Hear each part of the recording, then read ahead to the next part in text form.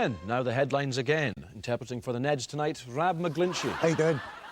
At Prestwick Airport today, Her Majesty the Queen warmly welcomed visiting Chief Batalatu to these shores. This guy's got a jet and everything, by the way. This guy is double minted, right? Batalatu. He must have been battering into something, because see, when he got off a plane, he was out his tits, so he was. Don't you know the difference between the Queen and the Pope, man?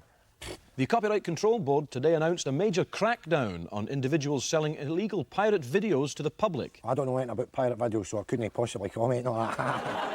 Look at me, man, I'm taking a pure beamer and everything, man. I don't know nothing. What?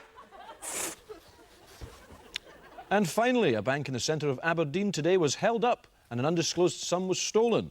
Police announced they'd hope to have suspects rounded up by the weekend. Undisclosed sum, man, that's a lot of cake for a start, right, by the way, because they know exactly how much it is. What happened, right? 5 bears in the back of a van, he brings into the bank, right, tank all the money. Half a mil, my mates told me and all that. Police don't know who they are, man. Fannies. Good night.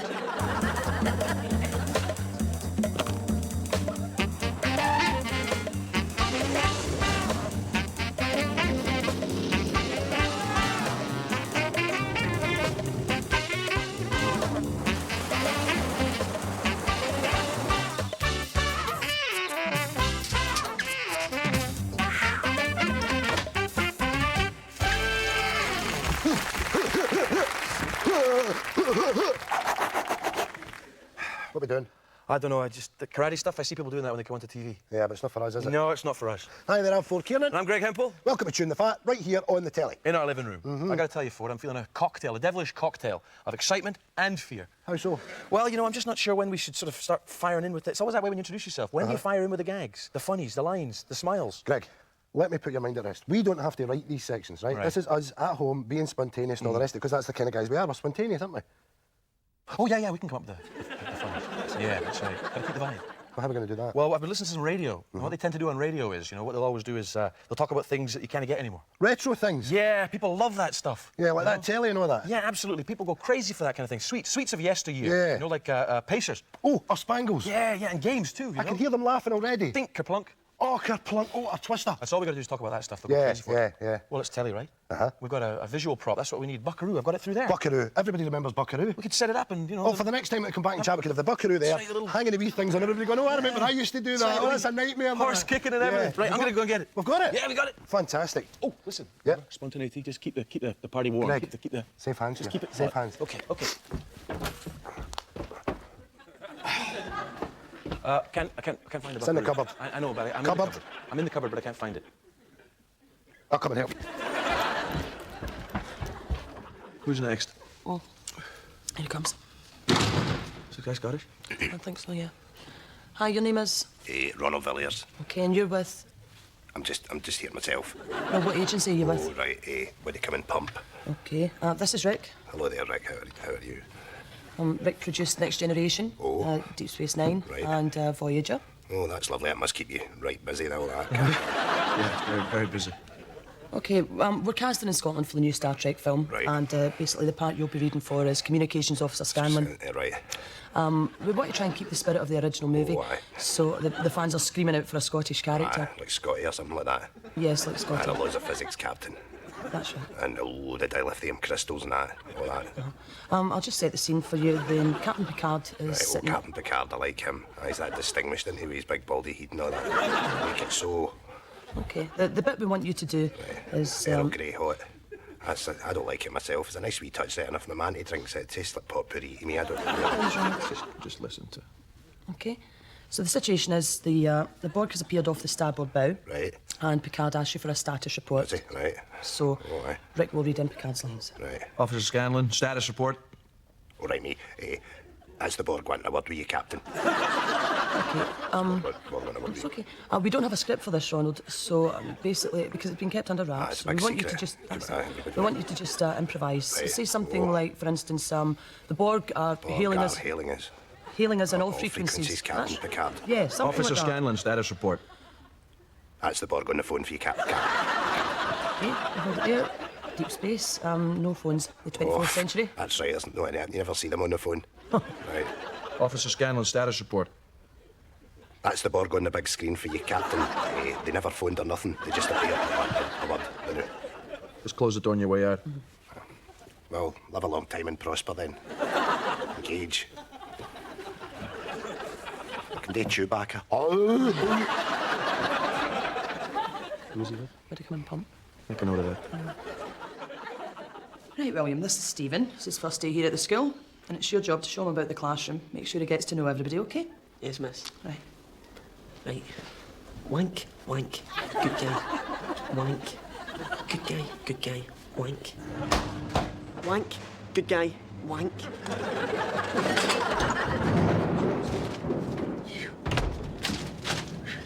Yes, sir. Oh, table for one, please. Oh, I nearly didn't recognise you there. Billy Connolly. Aye, the very same, aye. Here, wait. Get your wee tail by the window, eh? Just shift this couple here. No, listen here, you don't have to do that. Don't do that. Shut it! I'll not hear about it, all right? Come on, you two. Up and give a man a seat. Come on, up, come on! Get up! Shift it there! Listen, I'm really very sorry about that, I'm sorry. Do you know who this is? It's the big one, it's me, see, it's Billy Connolly. The hell are you two gawking at, eh? He's doing there. Give a man a bit of privacy there. Menu for Mr. Connolly, please! No, listen, I don't need one. I only want a plate of soup, all right? Just a wee plate of soup, eh? Just a wee plate of soup, like your ma used to make down Anderson way. Aye, whatever, aye. You want a drink? No, I'll just have a cup of coffee, thanks. Come on, take a drink. Drink in the house for Billy, eh? The big one, eh? Calibre. Aye, that's the one you did the adverts for, eh? Bit Castlemaine. Pint of Castlemaine and draft through there. Aye, man. We pint of Castlemaine for a man with a big castle, eh? Just a coffee. You'd up the drink, didn't you? Any drink any more. Clean living big one. Doesn't touch it at all. He's your booze patter, Billy. Not a new, eh? Come on. Say Jobby, eh? Go to say Jobby, Billy. Like, turn it in, eh? Come on, say Jobby, Jobby, Jobby. Say brilliant big and say brilliant Jobby. Look, wait a minute here. Ricky, away and take your break. Yeah, I'm just shooting the breeze with a big man. I'll not tell you again, Ricky. Only got break time. Go on. Awfully sorry about that, Mr. Connolly. I'll not be bothering you again. There. Ah, that's all right, no There's bother. your soup there. That's great, thanks a Okay. lot. And I'll take that jacket. All right. Right, okay. There you are. Thank you. What's soaking? Oh, here. Aye, well, it's pelting it there, you know. Well, should have wore your wellies, eh? Because if it wasn't for your wellies, where would you be? Come on, You'd be in the hospital and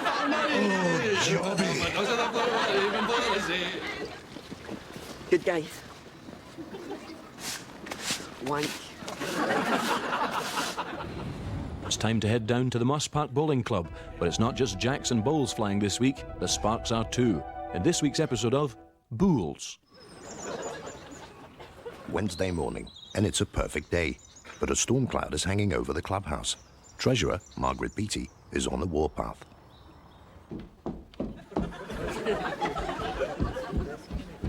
Here, Sammy. You've not even finished the toilets yet. Somebody could slip in there, that's all. We need a bloody claim. Come on. I'm awfully uptight today. See, for any bowling club to operate, everybody knows it needs proper funding. And that means getting your money off your members in time. You take Danny Watson, for instance. 12 years he's been a member of this bowling club, and every bloody year he comes up with some excuse not to pay his dues. Well, this year's been no different, so he was geared to this morning to pay them. He still hasn't paid them, so I have to suspend him. He's just chancing his arm because he's a popular fella. And he's in the semis. With Danny Watson in the semi-final of the regional playoffs, the club hold an emergency general meeting to vote on his expulsion. Danny paces nervously in the corridor of the clubhouse, yet the bowler remains in good spirits. Oh, I'm in good spirits. I had a big electric bill there, you know, that held me back for paying my dues and whatnot, but can't he bag me back, you know? I'm well liked. I get on with everybody, you know. Besides, you know, I'm in the semis.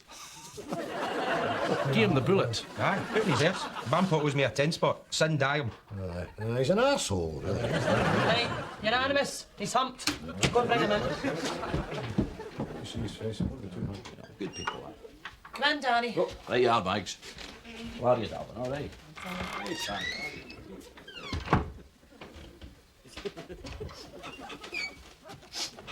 Bandpots. Unanimous, that's what happened. Unanimous, they bagged me. You believe that? Friends of mine. Pete McCutcheon's in there.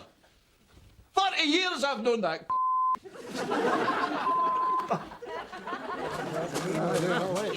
It's the day of the semi-final. Pete McCutcheon, a defeated quarter-finalist, is brought in to replace Danny. Well, I don't feel awkward, you know, because, well, Danny and I are good pals, you know. It's unfortunate, but that's the way it is, you know. I hope he's happy for me. What do you? Right. It's late in the game. Things are not going well for Moss Park Bowling Club, and Pete is losing badly. Suddenly, outside the grounds, drama unfolds. Away you go, you steady! Pete McCutcheon's a backstabbing bastard that couldn't bowl for toffee! Mr. Watson, please, we'll phone the police. You've taken away my one pleasure in life, you arsehole. You're an arsehole. I'm Jane Finiston. £10 cheaper. I'll see you in the semi-final next year, McCutcheon, you backstabbing rat. Next week, Pete gets a new set of bowls. Is that right? Margaret becomes a grandmother That's for the great. 4th time, That proud. and the clubhouse mysteriously goes on fire. In pools. Hello, I'm here to audition for Crime Watch. I'm a bit embarrassed. What about? Oh, you know, in that first section, we said we were spontaneous and witty and all that off the cuff, and then I'm left sitting there like that. I know, came out and did all that karate stuff. We talked the talk, we didn't walk the walk. I had a whitey. It's bad news, isn't it? Do you think the audience have already tippled? What, rumbled that we're not comedians or comics? Yeah. We've been found out, haven't we? Well, how long can you go before you get fun out, is the question. Yeah, I hope they don't find out till about show 5 or show 6 or something. Yeah. You know? Do you think that, how long could you get away with being a footballer, for example? Oh, 2 minutes. Pretending to be a footballer? 2 minutes. Yeah? Yeah, I'd be there in the strip, I'd be running out there in front of the stadium and all the rest of it, and all the people would just go, hey, you, fat boy, no, you can't do it. Off. I think you could extend that period of fraudulent behaviour by, when the ball gets passed to you, just trap it, doesn't involve a lot of movement, and pass it on, and you get a round from the 50,000. So you think you get longer than 2 minutes? I think maybe 4 or 5 before they tipple. Concert pianist. Ooh. Now, see, that's a tough one for you, because either you can play or you can't. No, you see, I think there's a thing you can do, right, to get away with that. Right, you go out there, you're in the tux, swallowtail coat the whole bit. Lights go down. Lights go down, everybody, ooh, like that. Brrr. With the thumbs. You know that thing they do? Yeah, And then back up the way. Brrr. So that's you bought some time. Yeah. And you can do that jazz thing with the one note. Ding, ding, ding, ding, ding, ding, ding, that's ding. good. So you can buy some time that way. 6 or 7 minutes. Or you could extend that period once again by coming out and sitting down with your tucks and tails, and you go like that just about to play, because you can't play because you'll be rumbled as soon as you do. Then you turn to the audience and tell an anecdote. An anecdote. I remember the first time I played here. Fireman. Fireman. Well, all you have to do really with a fireman would be master the pole. The pole's a piece of Up and nonsense. down the pole, up and down the pole. The hat, the uniform. Days, you could get away with that for days. Yeah. As long as you remember to hold the hose right when you're putting the fire out. Yeah. You know, But because you would there's get- procedure for that. No, I know, but you get rumbled eventually. How so? Well, because I would turn up, I'm the boss, right? I would turn up, there you are. Hosing Yeah, whole bit. And I'd say, hey, what you doing? and putting the fire out. And you're standing there pointing it to the van, giving it a wash, like an idiot. Oh, doomed. Rumbled. That's the last time your cat bothers my pigeons. OK, it's just a few minutes about the Americans in Glasgow, Betty. Your thoughts, memories, happy or otherwise? Oh, aye. Is that thing running, son? We running? Yes. Right. OK, Betty, it's 1943. The Americans have descended on Glasgow. How did they fit in? Oh, they fitted in very well. See, the only experience we had of the Americans was going to pictures and seeing Humphrey Bogart and Jimmy Cagney and that. I mean, we were fascinated with them. Big, good-looking boys, so they were. But a lot of folk weren't happy with the Yanks being here, because your boys were away fighting. And there was us out at the dancing with them all the time.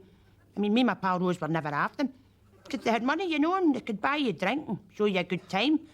And anyway, what was I meant to be doing? I mean, my Charlie had been away for 3 years, and I was absolutely ganting for it. Betty, it's a tea-time show, you know, fond recollections. Maybe not use that word. Yanks? Ganton. Oh, sorry, son, right, yeah. Right, off you go. Right, well, see, you couldn't get nylons. You had to draw a line up the back of your legs so they looked like nylons. But you could get nylons off the Yanks, and money. You could get money off them and all, money for things. Can I say that, Betty? Just keep it light, please.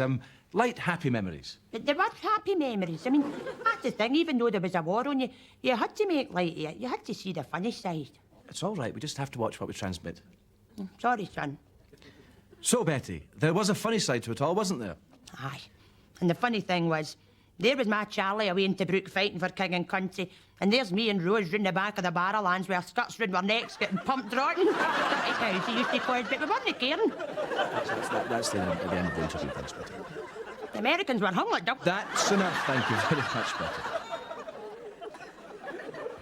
Continuing our season of tartan briefs at 11:15, the heartwarming tale of Glasgow street urchins in The Gangy.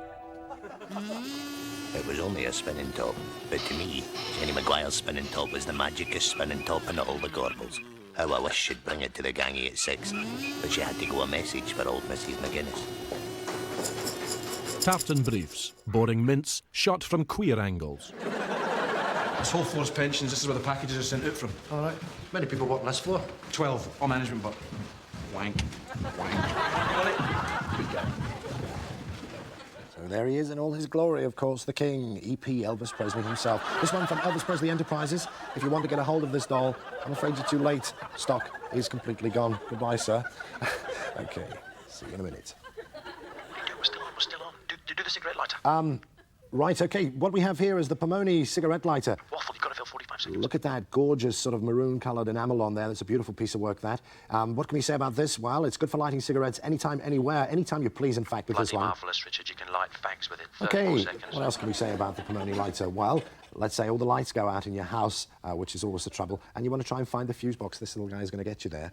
What an arsehole you are, He's Richard. going to help you with those lighting problems. A monogram, of course, if you want to put a monogram on a thing like this, of course you can. A little gold bar on the front there. You can put your own name or your loved one's name or indeed a friend who enjoys a fag or something like that. And come on, you stuttering prick. And of course, if you have a thread hanging off your jumper or something, you could burn it off with this, and then you're sorted. John is after the break.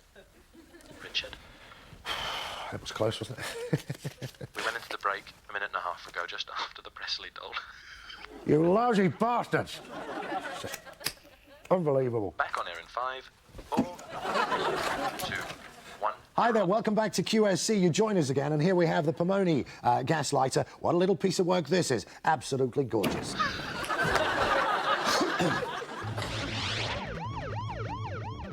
The exhilaration produced by speeds can become very addictive.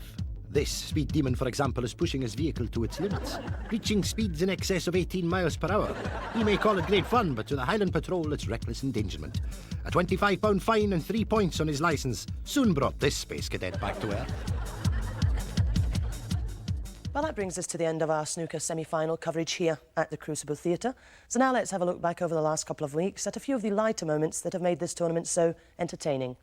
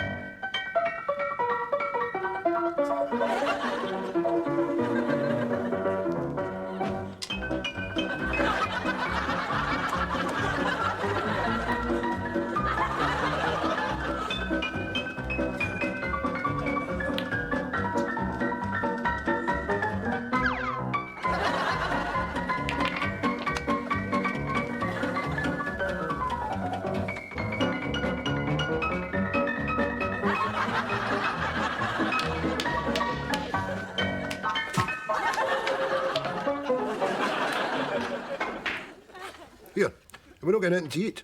I fancy a pot noodle. Do you want one? No, not for me. They things are no use to me, you know. Do they give you the pip? No, it's not that. It's just that I'm after that junk food at the minute, you see. You want a sandwich? No wanting anything, you see. I've got my drink here, that'll do me. So you're not hungry? No, I'm not hungry. I'm laying off the food at the minute, you see. I'm sticking with this. You're not on a diet, are you? You don't need to lose weight, you. Oh, yeah, I do, Jack. But it's kite here, you know. Got to get it trimmed down. You're just on the apple juice, eh? Is that an apple juice diet? You're not meant to take just the one thing in a diet, you know. I was on a banana diet once.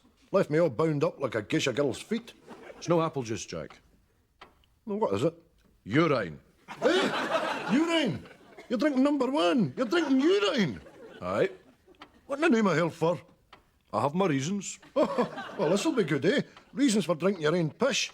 Right, well, I'm sitting comfortably. Away you go. Ah, it's no big mystery, Jack. It's holistic medicine's a cry it.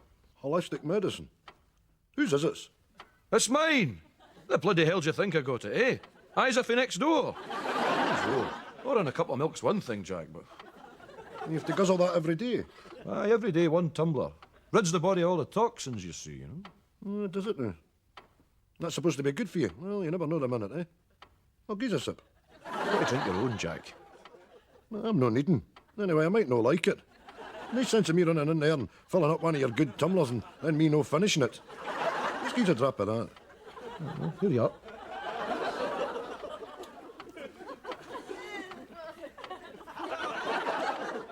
That's no bad, eh? But give me a spot of lemonade, mind you. Aye, you're right there, Jack. You see, but that's the thing, you see. You're not allowed lemonade with it, you know.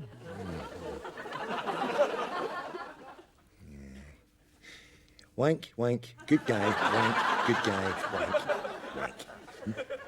Oh, here we go. Richard Whiteley's introducing the guests. I love Countdown. You two are getting beat today. Can you not just enjoy the game, Harry? The game isn't about enjoyment, Linda. It's the competition that's so engaging. Ooh, engaging. Good word, Harry. 8 letters. Right, here we go. B, M, I, X, R, E, I, N. Another N. They're tough letters. Tough for some, Linda. Tough for some. Man, these letters. Linda, please, go on no read out the letters as they come out. We can all see them, eh? There's not any blind people in here. Not that I can see. Can you, George? Play the game, Harry. Right, how many have you got? I've got 8. How many have you got? My word's a better. It's Good, good. Can you try and contain yourself and not blurt it out so that George can tell me how many he's got? Carry on, George. Same. 8. All right. So what's your word? my word's renminbi. Well, you clam up for just... Hey, renminbi? What in the name of hell's renminbi? Get lost, you're not getting that. That's what I've got. Hey? All right. Well, what does it mean then, Linda, renminbi? Well, it means the... Hey, George, if you don't mind, just for a wee second. I know you know what it means. Right, Linda, what does renminbi mean? Well, I don't know what it means, but I've definitely heard it being used. It's a word. All right, you don't know what it means. Well, that's not exactly good enough, is it? You need to know what the word means. No, you don't, Harry, as long as it's in the dictionary. Wonder what kind of world it would be if we just went wandering about, eh? Uttering words we didn't know the meaning of. A fairly foolish world, wouldn't it, Linda, eh? Where's my dinky-doo? Oh, it's in the rumbly-bumbly. Oh, by the way, what is a dinky-doo? Oh, I'm not sure, but I know it's a word. Exactly, no points. Renminbi is the currency of the old Republic of China. That's it, Chinese money. Well, that's right, Chinese money. Look at you hoovering that off of George there, eh? Taking it as your own, passing it off as your own information. It is a word. Well, fine, you both have 8 points, fine. What was your word, Harry? Bin. Oh, that's right, a receptacle for refuse. Here, receptacle's a great word, eh? Oh, shut up!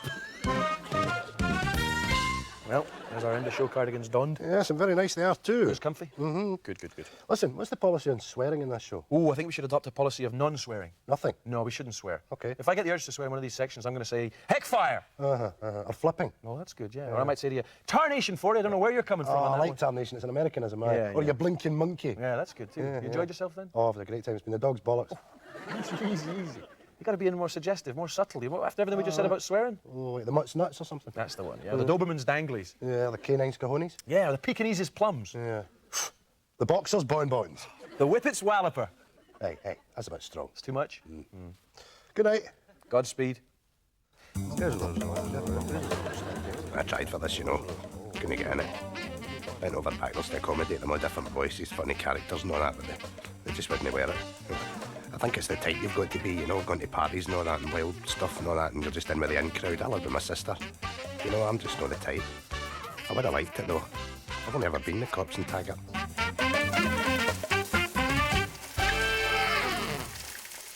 Time now for the weather forecast for Scotland, and tomorrow will be a very mild day everywhere. Apart from a couple of showers around the west coast, it will be dry across the whole country with very light winds. Temperatures will be especially mild for the time of year, reaching around 15 degrees Celsius, that's 59 Fahrenheit. Watch out though for a massive space goblin who will melt the whole country with his eggy space wind. The summary then, a mild day with chances of goblin. And that's the weather forecast.